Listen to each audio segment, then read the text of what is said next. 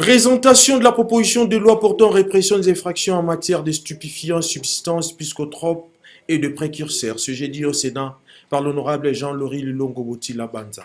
Une proposition de loi qui vise au moyen des instruments propres au droit pénal la loi portant principes fondamentaux relatifs à l'organisation de la santé publique, dont les effets se sont bornés à la prévention des abus en matière de drogue. Les sanctions relatives à ces infractions sont renforcées et portées à la hauteur de celles retenues en la matière pour les autres États, surtout africains. Le sénateur Valentin Gringo explique. Je dis que toute loi s'assied sur des paramètres. Vous avez un paramètre politique, un paramètre culturel, vous avez un paramètre lié à l'arsenal juridique existant. C'est une transposition qu'il a faite, qu'il faut intégrer dans l'environnement culturel et politique congolais. Nous avons posé des questions, nous sommes intervenus, il a pris bonne note. Nous pensons que quand il reviendra pour répondre, il va intégrer nos réalités parce que l'essentiel c'est de pouvoir combler les vides qui n'existaient pas. Et tel que vous avez suivi, ça loi porte sur la répression. Or, ce que l'on veut réprimer n'est pas qualifié.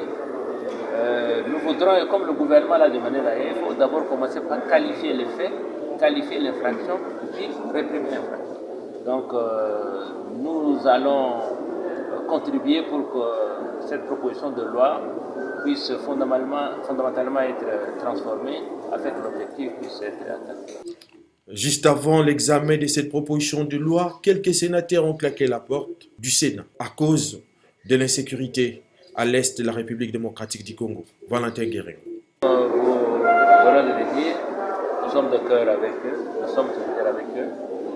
C'est une décision politique vitale parce qu'ils ont été élus par la base qui est menacée maintenant. S'ils ne sont pas solidaires avec leur base, je crois qu'ils ne pourront plus revenir à la législature prochaine. Donc l'attitude politique qu'ils ont prise, c'est une attitude qu'il fallait prendre. Alors, pour ce qui se passe, le chef de l'État s'est exprimé, je crois que vous l'avez suivi. Ce n'est pas à penser que l'on ne s'occupe pas de la population meurtrie à l'Est. Mais il fallait de comprendre que le chef de l'État prenait des dispositions avant de commencer. Il a dit qu'il va frapper. Nous croyons à ce qu'il dit et nous voulons que cette frappe-là intervienne le plus rapidement possible afin que la vie de nos